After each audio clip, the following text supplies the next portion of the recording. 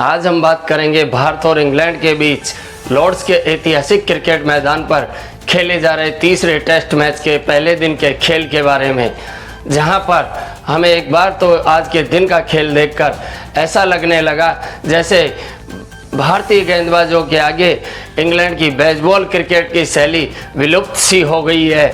दूसरे cricket test match के बाद जो इंग्लैंड को हार देखने को मिली और भारतीय गेंदबाजों की जो धारदार गेंदबाजी का नज़ारा देखने को मिला, उसी का यह परिणाम था कि इस तीसरे टेस्ट मैच के खेल के पूरे दिन में इंग्लैंड की बेसबॉल खेल की शैली पूरी तरह से नदारद दिखाई दी।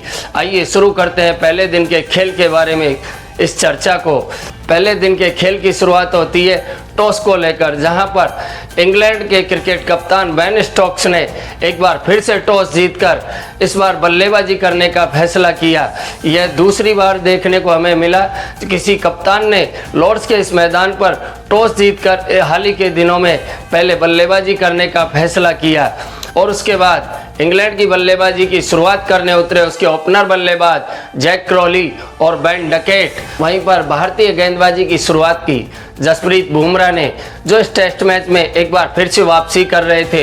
हालांकि वे दूसरे टेस्ट मैच में वर्कलोड मैनेजमेंट के नाम पर रेस्ट पर चले गए थे, परंतु इस बार उनकी वापसी हुई और उन्होंने अपने साथी मोहम्मद सिराज के साथ मिलकर एक बेहतरीन स्पेल डाला, जिसमें बेहतरीन लाइन लेंथ का शानदार नज़ारा पेश किया और उसके आगे इंग्लैंड के दोनों ओपनर बल्लेबाज संघर्ष करते भी नजर आए और उन दोनों बल्लेबाजों ने एक बेहतरीन सदी हुई बल्लेबाजी करके इंग्लैंड को एक अच्छी शुरुआत देने की कोशिश की।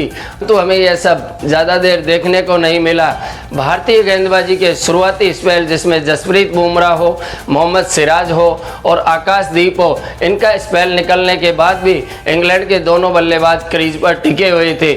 उसके बाद गेंदबाजी में भारतीय कप्तान के द्वारा बदलाव किया जाता है और वहां पर हमें दिखाई देते हैं गेंदबाजी के मोर्चे पर नीतीश रेड्डी, जिनसे कोई ज़्यादा अभी तक इस सीरीज में अच्छा प्रदर्शन हमें देखने को नहीं मिला है।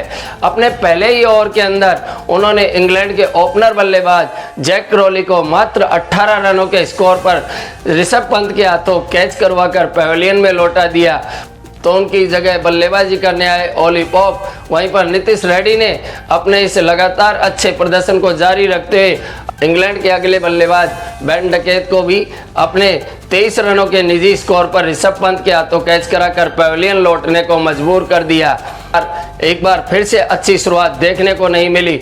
उसके मात्र 23 रनों पर ही दो बल्लेबाज आउट हो गए। उसके बाद बल्लेबाजी करने के लिए उतरे इंग्लैंड के टॉप क्वालिटी के प्लेयर जो रूट, जिन्होंने ओली पॉप के साथ मिलकर पहले सेशन में इंग्लैंड की टीम को और कोई झटका नहीं लगने दिया। उन्होंने बेहतरीन तरीके से अपने पुराने टेस्ट शैली के अंदाज में बल्लेबाजी का नज़ारा पेश किया और ओली पॉप ने भी उनका धैर्य के साथ प्रदर्शन करते हुए महत्वपूर्ण साथ दिया, जहां पर हमें इंग्लैंड की तरफ से एक बेहतरीन शतकीय साझेदारी इन दोनों बल्लेबाजों के बीच देखने को मिली। परंतु इस साझेदारी में हमें एक चीज़ नज़ारत मिली, वो थी इंग्लैंड की बेसबॉल क्रिकेट शैली, जिसका नज़ारा हमें बिल्कुल भी नहीं दिखाई दिया। पिछले हाल ही के वर्षों में जिस शैली को लेकर इंग्लैंड की बैटिंग के बारे में जाना जाता है, वह हमें बिल्कुल भी देखने को नहीं मिला इस टेस्ट मैच के दौरान। ऐसा लगता था दूसरे टेस्ट मैच के अंदर मिली हार के बाद इंग्लैंड के बल्लेबाजों पर भारतीय गेंदबाजों को लेकर एक मानसिक दबाव पैदा हो चुका था, या ऐसा लग रहा था कि उनके अंदर भारतीय गेंदबाजों को लेकर एक द्वंद्व चल रहा था, जिसके कारण वे पुरानी क्रिकेट की टेस्ट शैली के अंदाज में धैर्यपूर्वक बल्लेबाजी करते नजर आए। दूसरे सेशन में भी इंग्लैंड को कोई भी झटका नहीं लगा। इस टेस्ट मैच की दूसरे सेशन के समाप्त होने तक इंग्लैंड एक अच्छी पोजीशन में वापस लौट गया था, जहां पर पहले सेशन की समाप्ति पर उसके 2 विकेट गिर चुके थे, तो दूसरा सेशन बिना कोई विकेट खोए उसने निकाल दिया था। इसके बाद शुरुआत होती है दिन के खेल के आखिरी और अंतिम तीसरे सेशन की, जहां पर गेंदबाजी में बदलाव होता है और मोर्चे पर लगाया जाता है रविंद्र जडेजा को।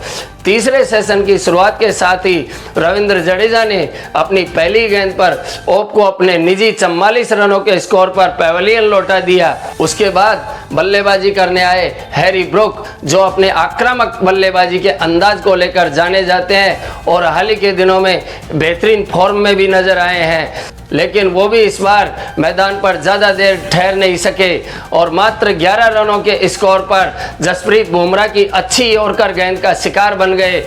इन लगातार 2 झटकों की वजह से इंग्लैंड का स्कोर, जो काफ़ी मजबूत स्थिति में 2 विकेट के नुकसान पर 153 रन दिखाई दे रहा था, वे अब 2 लगातार खिलाड़ियों के आउट होने की वजह से दबाव में आ चुका था, जहां पर उसके 4 विकेट गिर चुके थे। और इन दोनों खिलाड़ियों के आउट होने के बाद उनकी जगह पर बल्लेबाजी करने को आए बेन स्टोक्स के चेहरे पर भी साफ दबाव देखा जा सकता था। हालांकि उनके भी चोट लगी हुई थी, परंतु उन्होंने धैर्यपूर्वक बल्लेबाजी करते हुए जो रूट का भरपूर साथ दिया और दिन का खेल समाप्त होने तक इंग्लैंड को और कोई झटका नहीं लगने दिया। इंग्लैंड ने 4 विकेट के नुकसान पर 251 रन बना लिए, जहां दिन का खेल समाप्त होने पर पिच पर एक तरफ बल्लेबाजी करते हुए जमकर खूंटा गाड़ रखे जो रूट अपने 99 रनों के स्कोर के साथ नाबाद पेविलियन को लौटे, तो वहीं पर कप्तान बेन स्टोक्स भी 44 रनों के साथ नाबाद पेविलियन को लौटे। सारे दिन के खेल में एक ही चीज नजर आई, पुरानी क्रिकेट की टेस्ट शैली। जिस प्रकार से टेस्ट मैचों में बल्लेबाजी की जाती है वही हमें देखने को मिला। इंग्लैंड की बेसबॉल क्रिकेट शैली बिल्कुल लुप्त सी नजर आई। पूरे दिन के खेल में कुछ ज़्यादा चौके छक्के हमें देखने को नहीं मिले, जो कि इंग्लैंड के द्वारा खेली जाने वाली बेसबॉल शैली में तेजी से हमें देखने को मिलता है। तो अब हम बात करते हैं आगे की उन संभावनाओं की, आगे क्या कुछ हो सकता है, जहां पर इंग्लैंड की टीम इस समय 4 विकेट के नुकसान पर इस टेस्ट मैच की पहली पारी में 251 रन बनाकर बेहद ही मजबूत दिखाई दे रही है। तो वहां पर भारतीय गेंदबाजों ने भी लगातार कुछ सेशनों में 2-2 झटके जरूर दिए, परंतु अभी इस खेल में काफ़ी कुछ करना बाकी नज़र आ रहा है। जहां पर दूसरे दिन के खेल की शुरुआत में भारतीय क्रिकेट टीम को तेज़ी से विकेट लेने होंगे और इंग्लैंड की क्रिकेट टीम को जल्द से जल्द समेटना होगा। वहीं पर इंग्लैंड के बल्लेबाजों की कोशिश होगी कि मजबूती के साथ बल्लेबाजी करते हुए इंग्लैंड क्रिकेट टीम के स्कोर को 400 रनों के पार ले जाया जाए। आपको क्या लगता है, कल जो रूट की तरफ से हमें एक बेहतरीन शतक देखने को मिलेगा या भारतीय गेंदबाजों की जबरदस्त वापसी देखने को मिलेगी? आपकी राय कमेंट बॉक्स में आप दर्ज कर सकते हैं और यदि यह कंटेंट आपको पसंद आया हो तो इसको लाइक और शेयर भी कर सकते हैं। और मेरे उत्साह के लिए और नई जानकारियों के लिए आप मेरे चैनल गौतम नॉलेज वर्ल्ड को भी सब्सक्राइब कर सकते हैं। मैं आपके लिए एक बार फिर लेकर आऊँगा एक अच्छा और बेहतरीन कंटेंट। नमस्कार।